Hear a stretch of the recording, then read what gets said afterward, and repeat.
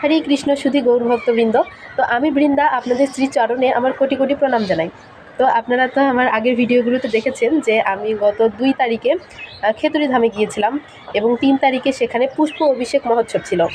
তো সত্যি কথা বলতে আমার এত ভালো লেগেছে। আর এটা আমার লাইফে ফার্স্ট টাইম ছিল যে খেতড়ি ধামে রাত্রি জাগরণ করেছি, তাও আবার কিনা রাধা ব্রজমোহনের সেবার মাধ্যমে। তো সারা রাত আমরা পুষ্প সেবা থেকে শুরু করে অনেক সেবা করেছি। এটা আমার জীবনের সবচেয়ে বড় একটা পাওয়া ছিল।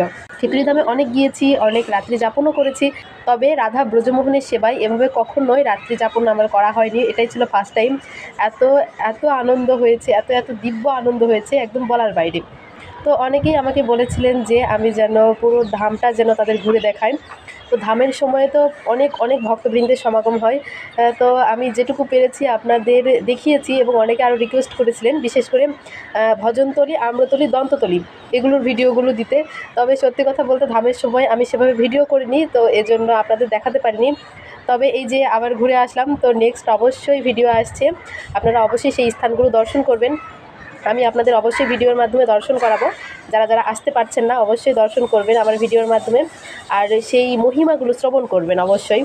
আরেকটা বিষয় আমার সবচেয়ে বেশি ভালো লেগেছে যে ধামে গিয়ে আমার অনেক শুভাকাঙ্ক্ষীদের সঙ্গে দেখা হয়েছে। তো তারা প্রত্যেকে এসে আমার সঙ্গে কথা বলেছে, তো যাকে আমার অনেক বেশি ভালো লেগেছে।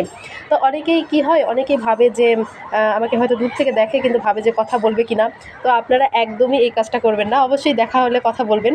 কারণ আমি যারা আমার সঙ্গে কথা বলে আর কি, আমি প্রত্যেকের সঙ্গে আমি কথা বলি। অনেকে বলে যে আমি ভালো ধর্ম প্রচার করছি, তো যাকে এগুলো শুনলে সত্যি অনেক ভালো লাগে। আমি এমন কোনো মহান ব্যক্তি নই যে যারা আমার কাছে এসে কথা বলতে ভয় পান বা ভাবেন যে কথা বলবো কি না। আমি কোনো মহান ব্যক্তি নই, আমি আগেও বলেছি এখনও বলছি, আমি কৃষ্ণের ক্ষুদ্র একজন দাসী। নিজের স্বল্প প্রচেষ্টায় যেটুকু পারছি আমি ধর্ম প্রচার করছি। আপনারা অবশ্যই আমার প্রতি কৃপা রাখবেন। আপনাদের মতো গৌর ভক্তবৃন্দের কৃপা ছাড়া কখনোই ধর্ম প্রচার সম্ভব নয়। তো অবশ্যই আপনারা আমার প্রতি কৃপা রাখবেন। আরেকটা নিউজ, সেটা হচ্ছে অনেকেই বলছিলেন যে পুষ্প অভিষেকে তাদের আসার ইচ্ছে ছিল কিন্তু তারা আসতে পারেনি।